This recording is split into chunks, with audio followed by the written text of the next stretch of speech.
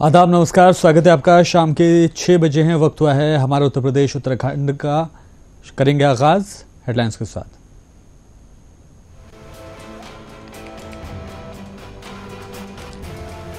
कुशीनगर में deputy CM Keshav Prasad Maurya ने जनसभा से किया खिताब। बोले 4 जून को हर तरफ खिलेगा कमल।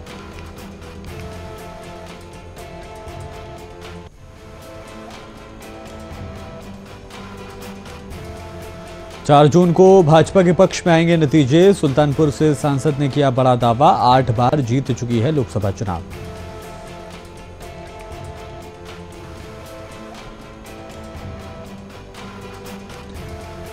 कांग्रेस के अध्यक्ष अजय राय ने प्रधानमंत्री नरेंद्र मोदी पर बोला हमला। बोले जनता ने पीएम मोदी को वाराणसी से चुनाव हराने का बनाया है मन।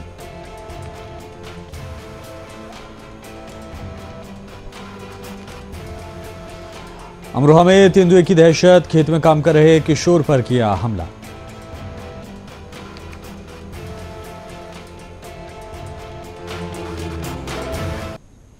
खबरें तफसील से। उत्तर प्रदेश में कई जगह वोटिंग खत्म हो गई, जबकि कई बूथ पर भीड़ होने की वजह से वोटिंग जारी है। आंकड़ों की बात करें तो शाम 5 बजे तक अम्बेडकर नगर में 59.63%, बस्ती में 55.2%, डुमरियागंज में 50.65%, तो सुल्तानपुर में 53.60%, प्रतापगढ़ में 49.65%, फूलपुर में 46.80%, इलाहाबाद में 49.30%, श्रावस्ती में 50.7%, संत कबीरनगर में 51.11%। आजमगढ़ की बात करें तो यहाँ पर 54.20%, भदोही में 50.63%, मछली नगर में 51.8%, तो जौनपुर में 52.53% वोटिंग दर्ज की गई है।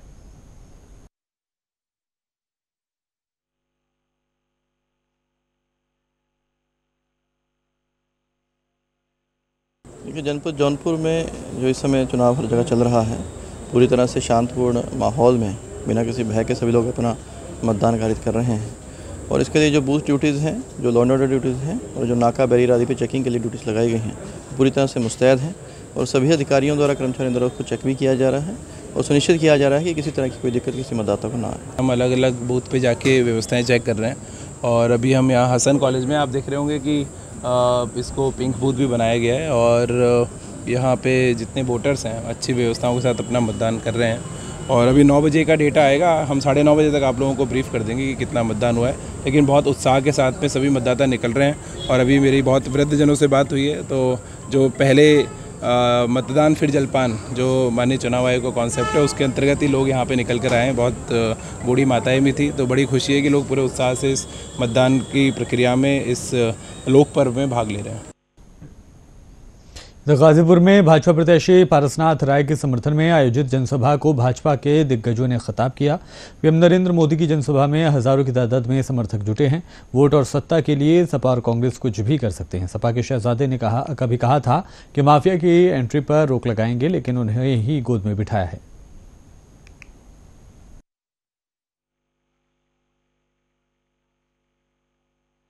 सपा के शहजादे ने कभी कहा था कि माफिया की एंट्री पर रोक लगाएंगे और फिर वो माफिया के चरणों में ही जाकर के बैठ गए।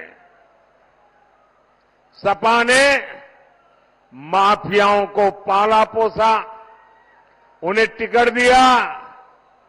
जो अपनी बात पर कायम नहीं रह सका, वो आपकी लड़ाई कभी नहीं लड़ सकता। साथियों, इंडी गठबंधन में जितनी पार्टियां हैं,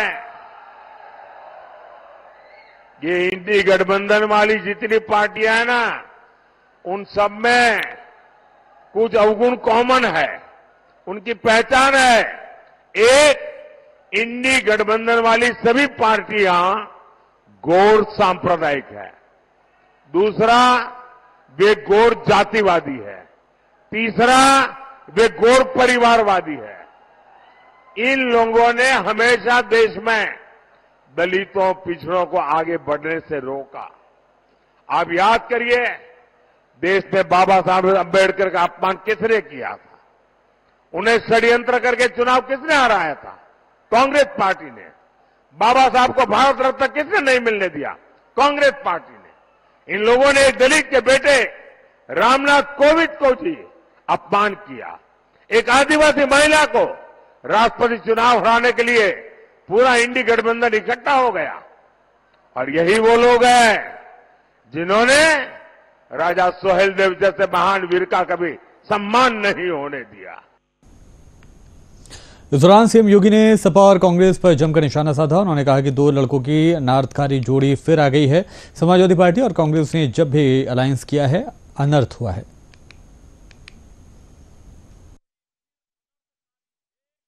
सुरक्षित भारत, आतंकवाद से मुक्त भारत, वही दो लड़कों की जोड़ी फिर अनर्थकारी जोड़ी आ गई है। बहनों और भाइयों, ये समाजवादी पार्टी और कांग्रेस ने जब भी गठबंधन किया है, अनर्थ हुआ है। याद करिए, जब प्रदेश में समाजवादी पार्टी की सरकार थी और केंद्र में कांग्रेस की सरकार थी, तभी अयोध्या में राम जन्मभूमि पर आतंकी हमला हुआ था, काशी में संकट मोचन मंदिर पर हमला हुआ था, और तभी लखनऊ, वाराणसी और अयोध्या की कचहरियों पर भी हमला हुआ था। और जब समाजवादी पार्टी की सरकार फिर से प्रदेश में बनी थी और केंद्र में कांग्रेस की सरकार थी, तो समाजवादी पार्टी ने जो राम भक्तों पर गोली चलाती है, यह सरकार उस समय मुकदमों, आतंकवादियों के मुकदमों को भी वापस लेती है। इधर उत्तर प्रदेश के कुशीनगर में डिप्टी सीएम केशव प्रसाद मौर्य ने एक जनसभा को खिताब किया। इस दौरान उन्होंने इंडिया अलायंस पर हमला करते हुए कहा कि पूरे विपक्ष की नाव डूब चुकी है और उनका सूरज अस्त हो चुका है। जनसभा के बाद पत्रकारों से बातचीत करते हुए उप मुख्यमंत्री ने कहा कि भारतीय जनता पार्टी उत्तर प्रदेश की सभी 80 लोकसभा सीटें जीत रही है। छठे चरण के चुनाव में कांग्रेस सपा अलायंस के प्रत्याशी की जमानत जब्त हो रही है।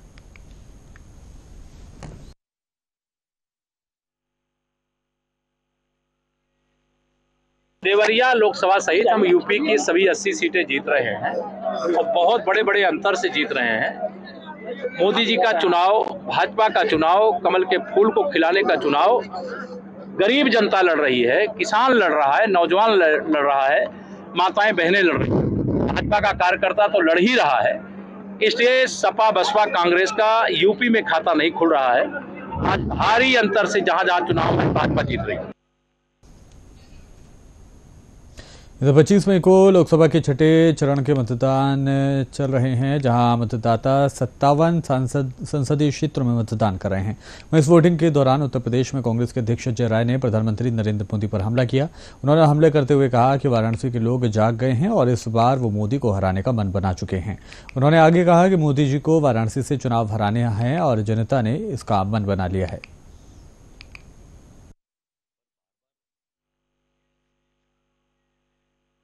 बड़ी बड़ी बात करने वाले, इवेंट के बहुत बड़े खिलाड़ी हैं, इवेंट करने वाले, गुलाब की वर्षा कराते हैं और पूरी तरीके से जनता को भ्रमित करते हैं, जनता से लगातार झूठ बोलकर आगे बढ़ते हैं। काशी के लोग सीधे हैं, भोले हैं, बहुत ही भोले बाबा के भक्त हैं, पर बार बार भोले लोगों को ठगा नहीं जा सकता, बार बार भोले लोगों को आप जो है भ्रमित नहीं कर सकते। और इस बार भोले लोग जाग गए हैं और निश्चित तौर से मोदी जी को चुनाव बनारस में हारना है। जनता ने मन बना लिया है, क्योंकि जो बार बार अब ये कहते थे वैसे कि नहीं हम इतने वोट से जीतेंगे, अब उनसे पूछिए क्या स्थिति है। सारे नेता यहीं घूम रहे हैं, सब लोग। मोदी जी आज तक कभी बनारस में रात स्टे नहीं की थे चुनाव के दौरान, न 14 में न 19 में। पहली बार 2 रात रुक कर भी गए हैं और इनकी हालत खराब है सभी नेताओं की, क्योंकि इन लोगों ने कभी किसी की दुख की घड़ी में, किसी के जरूरत के समय लोग कभी खड़े नहीं रहे। आज चुनाव में इनकी जरूरत आ गई तो घर घर ये कैंप कर रहे हैं, हर गांव-गांव लोगों को घुमा रहे हैं। जब कोरोना काल था, इतनी बड़ी विपदा आई थी देश पर, खासकर आप प्राइम मिनिस्टर थे और अपनी कॉन्स्टिट्यूएंसी में कोई मदद नहीं की किसी की।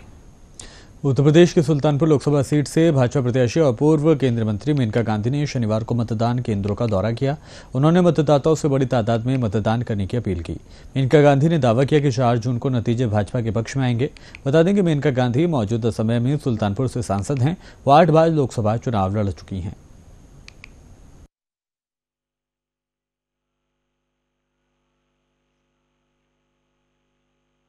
छोटे छोटे प्रॉब्लम्स हैं, 2-3 जगह ईवीएम्स के इशू है, 2-3 जगह में पीठासीन अधिकारियों को खुद ट्रेनिंग नहीं है कि क्या मांगना क्या नहीं मांगना, खुद कुछ हमारे एजेंट्स को नहीं मालूम है। So it's a hit and miss process. अभी सब लोग वोट दें तो अच्छा हो। सहारनपुर के गंगोह शिव चौक पर सर्व समाज के सैकड़ों लोगों ने एकत्रित होकर 2 दिन पूर्व हुई हत्या के आरोपी को फांसी या एनकाउंटर की मांग करते हुए मृतक के परिवार को इंसाफ व सरकार की तरफ से आर्थिक मदद देने की मांग को लेकर मौन यात्रा निकाली। यात्रा से पूर्व सर्व समाज के लोगों ने पुलिस प्रशासन की कार्यप्रणाली पर सवाल उठाते हुए अपनी नाराजगी जाहिर की। किराना सांसद पुत्र अंशुमन ने मौके पर पहुंचकर सर्व समाज के सैकड़ों लोगों का गुस्सा शांत कराते हुए हर तरीके से उनके साथ खड़े रहकर इंसाफ व आर्थिक मदद दिलाने का आश्वासन देकर गुस्सा शांत कराया।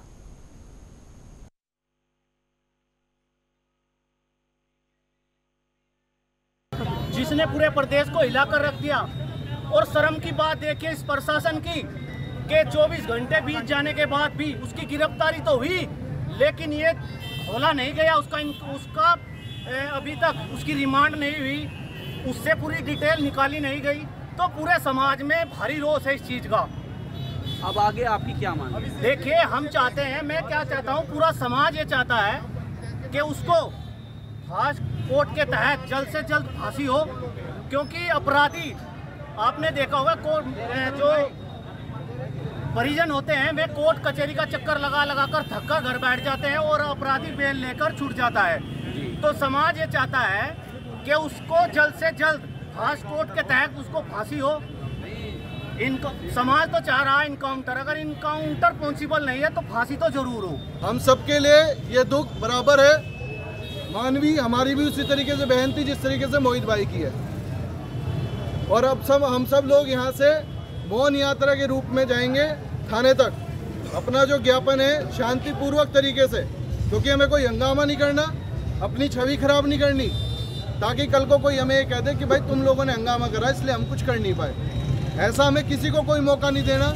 हमने अपनी मांग रखी, आपके लिए मैं खड़ा, दिन रात खड़ा, सारा समाज खड़ा। मोहित भाई अकेला नहीं है और भाई सफदरपुर बीतिया वाले अकेले नहीं है, सारा सहारनपुर खड़ा, पूरा प्रदेश उनके साथ खड़ा, सरकार उनके साथ खड़ी। छठवें चरण के चुनाव के लिए जौनपुर लोकसभा और मछली शहर सुरक्षित लोकसभा सीट के लिए आज सुबह से ही वोटिंग शुरू हो गई थी। मतदान केंद्रों पर सुबह से ही मतदाताओं की लंबी कतारें देखी गईं। जौनपुर लोकसभा सीट पर 14 प्रत्याशी मैदान में हैं। इनके भाग्य का फैसला 19,37,237 मतदाता कर रहे हैं या कर चुके हैं, जिसमें 10,26,234 पुरुष, 9,50,912 महिला और 91 थर्ड जेंडर मतदाता शामिल रहे। मछली शहर सुरक्षित सीट पर 12 उम्मीदवार ताल ठोक रहे हैं। इन प्रत्याशियों के भाग्य का फैसला 19,40,605 वोटर्स ने किया, जिसमें 10,16,490 पुरुष, 9,24,046 महिला और 69 थर्ड जेंडर के मतदाता रहे। जौनपुर लोकसभा सीट पर भाजपा के कृपा शंकर सिंह और समाजवादी पार्टी के बाबू सिंह कुशवाहा के बीच कांटे की टक्कर देखने को मिल रही है। तो वहीं मछली शहर लोकसभा पर भाजपा के बीपी सरोज और समाजवादी पार्टी की प्रिया सरोज के बीच सीधी लड़ाई देखने को मिल रही है।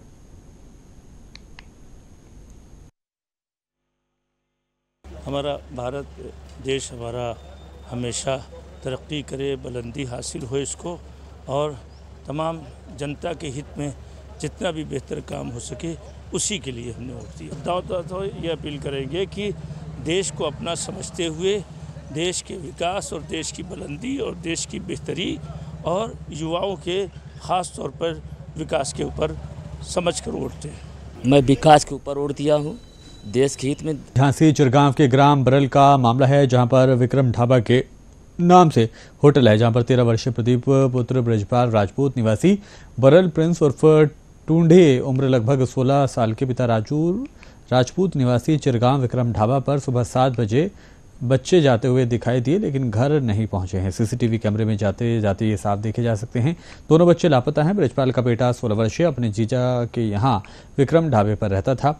साले बहनोई के दोनों बच्चे 13 वर्षीय प्रदीप और 16 वर्षीय प्रिंस ढाबे से मोट की तरफ जाते हुए कैमरे में कैद हुए हैं, लेकिन सुबह 7 बजे से ही दोनों बच्चों का कहीं अता पता नहीं लगा है। फिलहाल परिजनों ने चिरगांव थाने में पहुंचकर अपनी मदद की गुहार लगाई है। हमारा एक लड़का है, एक हमारे साले का लड़का है, बड़े भाई। कितने वर्ष के हैं दोनों बच्चे? एक 16 वर्ष का है, एक 13 वर्ष का है। कहाँ गए थे बच्चे और कितना समय हो गया? वे वहीं सुबह ढाबे पे थे, वो ढाबे भी 7 बजे से फिर गुल है। कहाँ पे ये ढाबा है? ये बरल और करगवा के बीच में विक्रम ढाबा, वहाँ हमारे पिताजी थे। तो ये बच्चे कहाँ जा रहे थे? वो वहाँ मोड़ तरफ जाते दिखे CCTV कैमरे में, फिर गाड़ियाँ खड़ी थी, फिर नहीं दिखे। कितने घंटे हो गए लगभग? लगभग सुबह 7 बजे की बात है। अच्छा, फिर आप कहाँ आए? आगरा के बॉस्टन पब्लिक स्कूल में एक सप्ताह से चल रहे समर कैंप का आज समापन दिवस बड़े ही धूमधाम के साथ मनाया गया। बच्चों ने विभिन्न प्रकार की एक्टिविटी में भाग लिया, जैसे dance, music, volleyball, roll ball, badminton, chess. School के एक्टिविटी कोऑर्डिनेटर मीतू छापरा ने बताया कि इस तरह के समर कैंप लगाने से बच्चों के अंदर की छिपी हुई प्रतिभा को बाहर निकाला जाता है, जिससे बच्चा अपनी पढ़ाई के साथ ऐसी एक्टिविटी में हिस्सा लेकर अपने आप को फिजिकली और मेंटली फिट रख सके।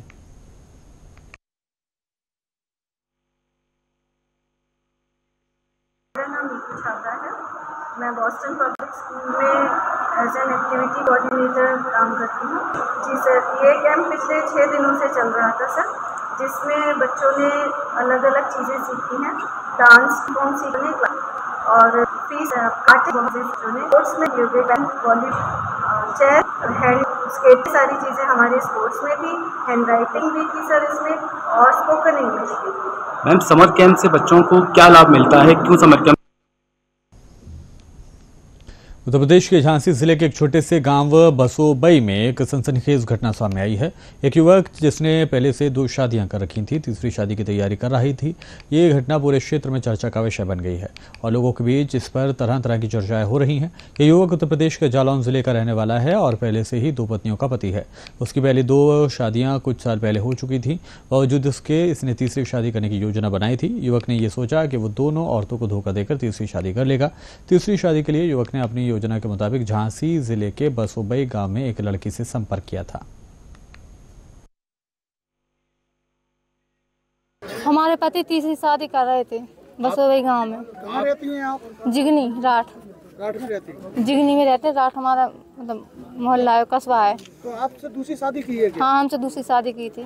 तो आपको पता नहीं था कि उनकी पहले शादी हो चुकी है? हमें पता था, पर हमसे एक शादी की गई थी कि पहली पत्नी मर चुकी है, उसकी एक लड़की है। यहाँ पे वो तीसरी शादी कर रहे थे बसोबई गांव में। तो यहाँ पर 2 महिलाएं पुलिस के साथ आईं, तो उन्होंने यहाँ पूरी तैयारी थी, खाना बन गया था, टेंट वगैरह सब कुछ खर्चा हो गया। हाँ, सारे रिश्तेदार आ चुके थे। आज के दिन तिलक था, मतलब टीका था आज के दिन। तो उसमें फिर 2 महिलाएं आईं पुलिस के साथ में, तो उन्होंने मतलब ये बताया कि मैं इनकी पहली पत्नी हूँ, और एक महिला और थी तो वो बोली मैं इनकी दूसरी पत्नी हूँ। तो हम लोगों ने सारे रिश्तेदारों में हलचल मच गई, अफरा तफरी हो गई कि भाई 2 शादी पहले से हो चुकी और ये बंदा तीसरी शादी यहाँ रचाने। नहीं, कोई जानकारी थी इसके बारे में, कोई जानकारी नहीं थी हम लोगों को। और मालूम चले कि तीसरी शादी कर रहा है।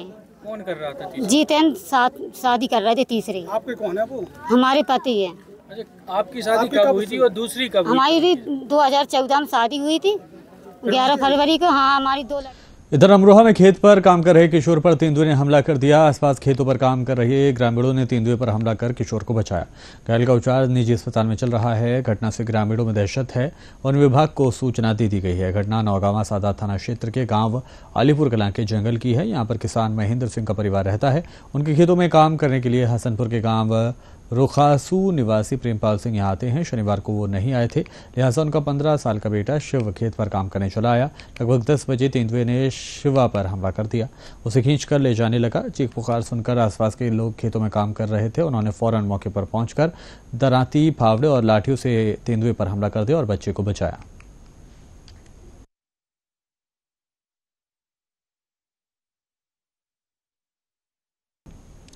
सहारनपुर के मिर्जापुर स्थित ग्लोकल यूनिवर्सिटी में फर्जी डिग्री देने का मामला सामने आने के बाद मुकदमा दर्ज किया गया है। आपको बता दें कि रिपियाना बुजुर्ग थाना बिसरख जिला गौतम बुद्ध नगर निवासी जीत सिंह पुत्र शत्रुजीत सिंह ने आरोपी यूनिवर्सिटी मैनेजमेंट पर धोखाधड़ी करने का कूट रचित मार्कशीट देकर पैसे ठगने का इल्जाम लगाया है। पीड़ित का यह भी आरोप है कि उसने ग्लोकल यूनिवर्सिटी में 2016 से लेकर 2021 तक BA LLB की पढ़ाई की थी।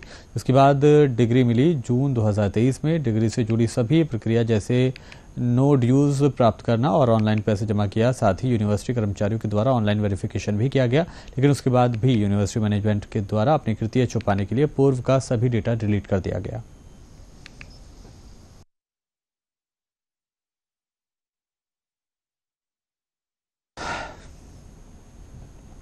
पीलीभीत नर्स की हत्या करने वाले आरोपी ने फांसी लगाकर जान दे दी और खेत में पेड़ से लटका मिला है। युवती की हत्या करने वाले आरोपी का शव युवक का शव शाहजहांपुर के एक पिज्जा हब में की गई थी।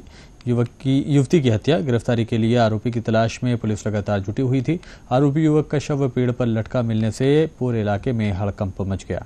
हालांकि पुलिस मौके पर पहुंची और शव को पोस्टमार्टम के लिए भेजा है।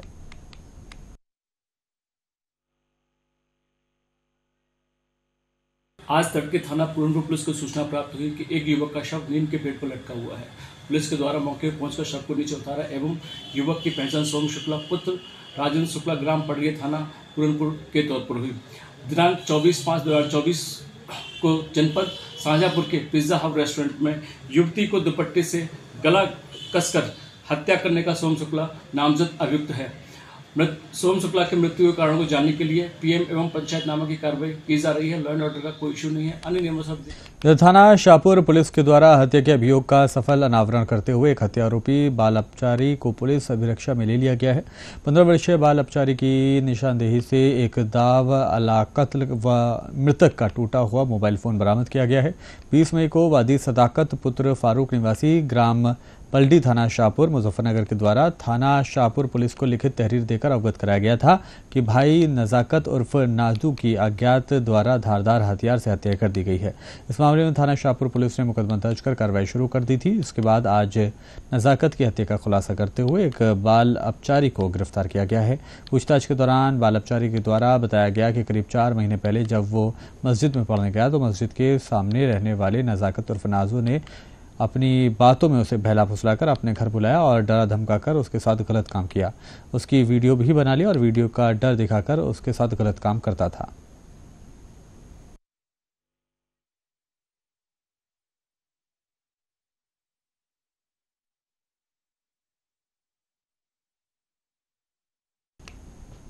मैनपुरी सड़क पर उस समय चीख पुकार मच गई जिस समय तेज रफ्तार 2 बाइकों की आमने सामने की जोरदार टक्कर हो गई। टक्कर इतनी भीषण थी कि दोनों बाइकों के परखच्चे उड़ गए। साथ ही बाइक पर सवार दोनों की घटनास्थल पर मौत हो गई। सूचना पर पहुंची पुलिस ने दोनों मृतकों के शवों को कब्जे में लेकर पोस्टमार्टम के लिए भेजा है।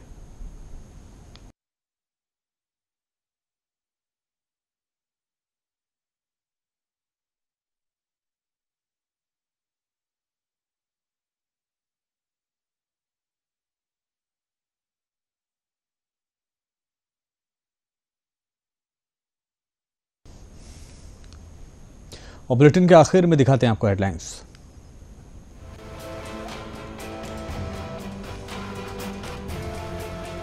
कुशीनगर में डिप्टी सीएम केशव प्रसाद मौर्य ने जनसभा से किया खिताब। बोले 4 जून को हर तरफ मिलेगा कमल।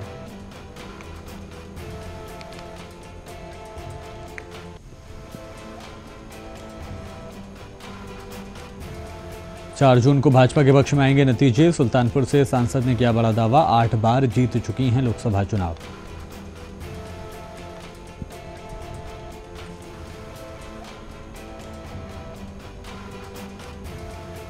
कांग्रेस के अध्यक्ष अजय राय ने प्रधानमंत्री नरेंद्र मोदी पर बोला हमला। बोले जनता ने पीएम मोदी को वाराणसी से चुनाव हराने का बनाया है मन।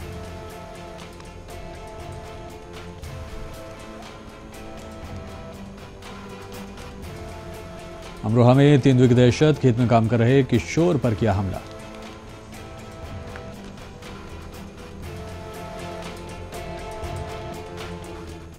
इन तमाम खबरों के साथ फिलहाल इस बुलेटिन में इतना ही। दीजिए इजाजत। आप बने रहिए मुंसिफ टीवी के साथ।